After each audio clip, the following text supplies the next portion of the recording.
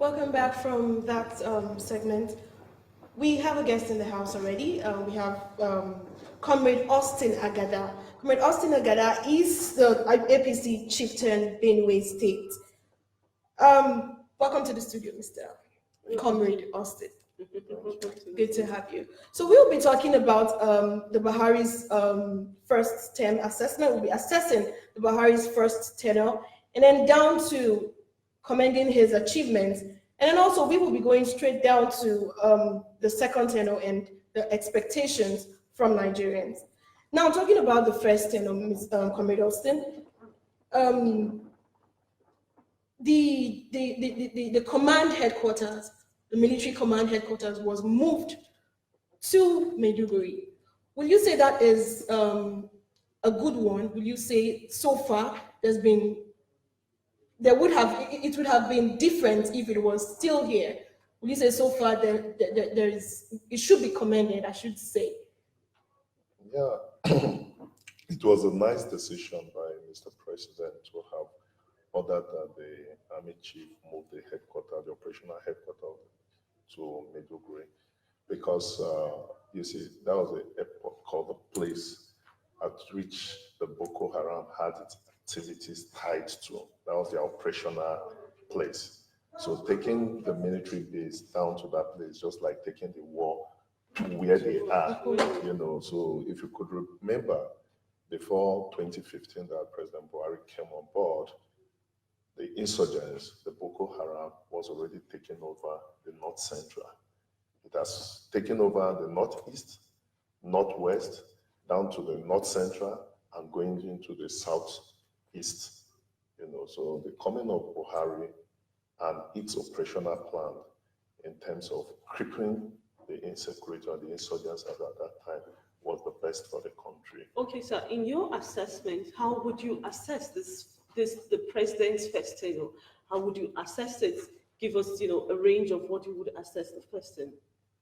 Yeah, the truth about it is that the president has done his best for this country, because if not for President Buhari, I'm sure by now would have all turned into cannibals, eating up ourselves, because before 2015, the state of the nation was appalling.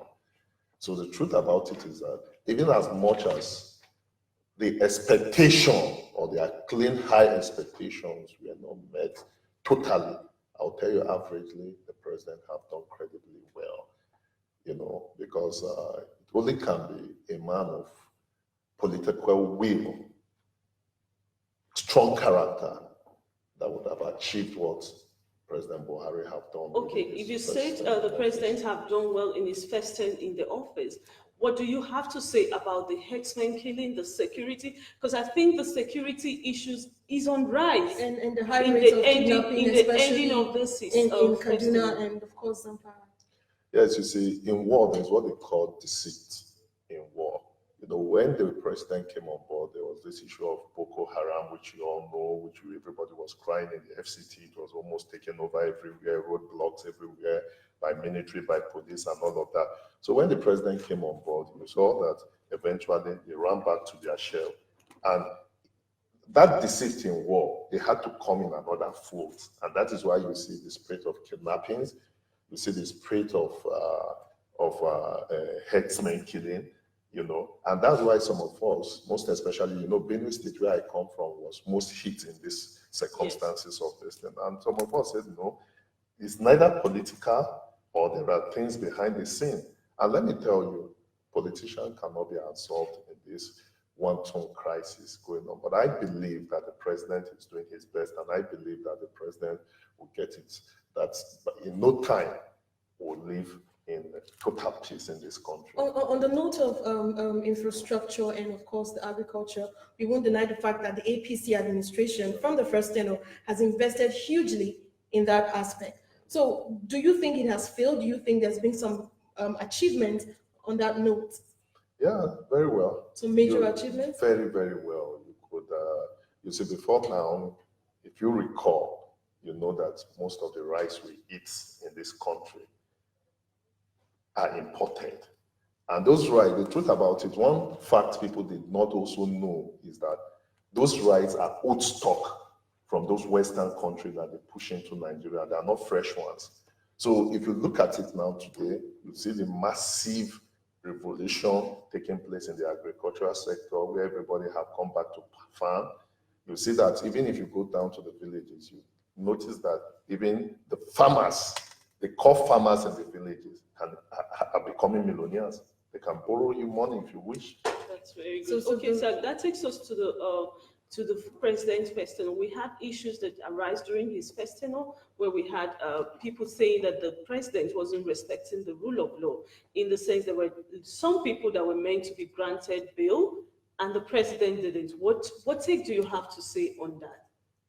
You see, those are issues of security, and I think if you are talking in that regard on civil issues, I know there are people that actually had these issues, and yes, include like Dasuki and yes. So the issue of Dasuki, the issue of Azazia, and all of that, it's a security issue, and only the presidency and the president, in his wisdom, have his reasons why he felt that these things, and I think those things are still before the courts, because one thing is that court granting orders, giving orders. Second thing is appealing such orders.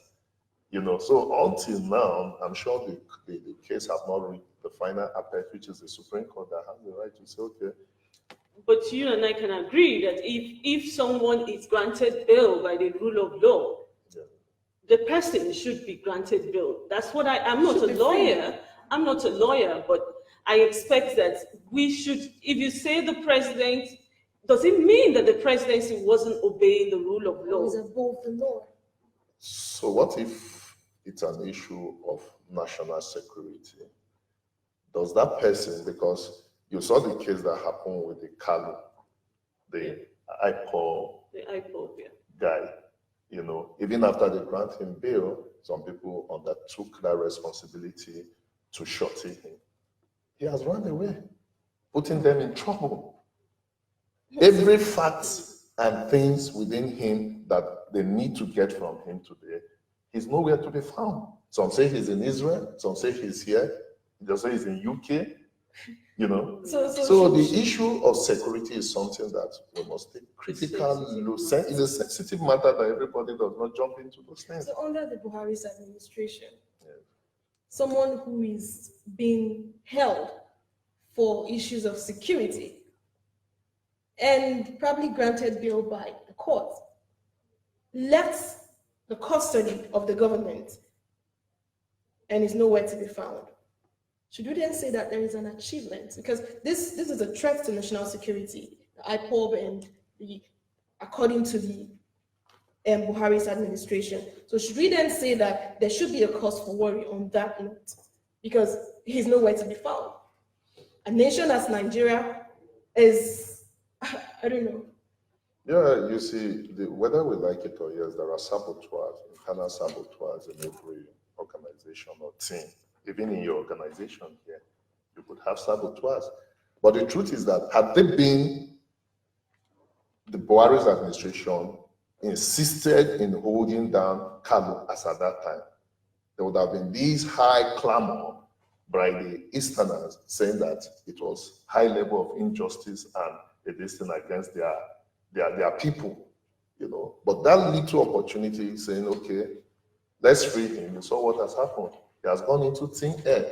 Even the shorties today, Senator Baribe and co, they don't know where he is.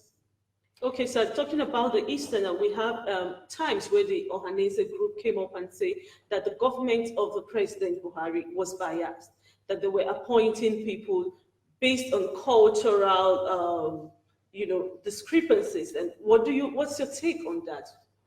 I feel they were doing more of politics than the essence of their existence as a cultural group. Because the truth about you think the Ohanese people were being political? Is that what you're saying? Yes, certainly. And you saw even towards the 2000. And you don't think the administration, the federal government, was also being political in nominating and appointing governors and also, I beg your pardon, ministers and the likes? Minister is a substantial thing that goes that every state must have its own referendum. It's Federal constitutionalized. character, yeah. Are you getting a federal character must be respected, and that have been respected. In Ebonyi, you have the Ono as Minister for Science. From Anambra, you have Chris Igega as Minister for Labor. From Rivers, you have Amechi as Minister for Transport. So like that.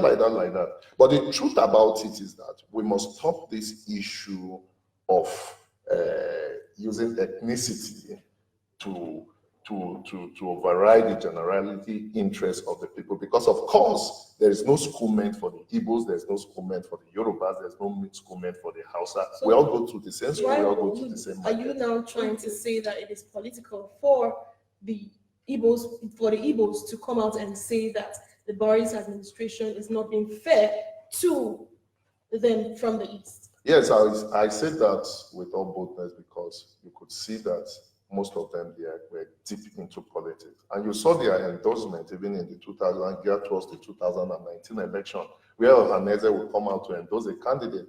But the truth about it, the average Igbo people know, okay, who got today, as we are speaking to you in this country, who got the first appointment from the second term of Buhari's administration? Is it not an Igbo man? Is it not a Mifele? The CBN governor? Is it not on the basis of his character, competence? Was it not celebrated by the Fulanis, by the Tiv, by the Domas, by the Hausa, by even the Igbos, because of who he is?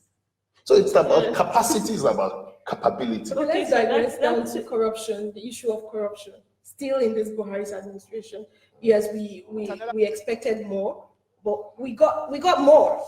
We got more because we won't deny the fact that Buhari's administration has been able to tackle corruption to a level. But then the inner carcass still ravels. There's still something to be unraveled from the inner carcass as regards the issue of corruption. So from your own assessment as a chieftain, will you now say that properly the Buhari's administration has been able to tackle corruption to the minimum?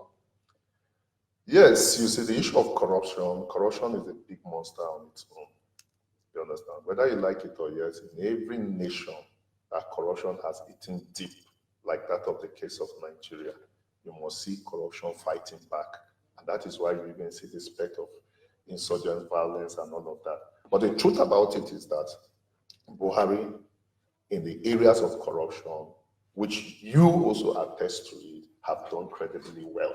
My attestation, I beg your pardon, my attestation was from, my assessment and attestation was from when the administration started, when the fire and the banter was hot. But right now, we can't really tell, even as Nigerians, my attestation. So let me rephrase it so you don't hold me to my word. No, but let me rephrase so you don't hold me to my word. My attestation was from the beginning of the tenure. Subsequently, we noticed that there was some bias play in and around the caucus. No, whether you like it or it's a syndicate thing, issues of corruption, it is something that has eaten deep into the fabrics of this country.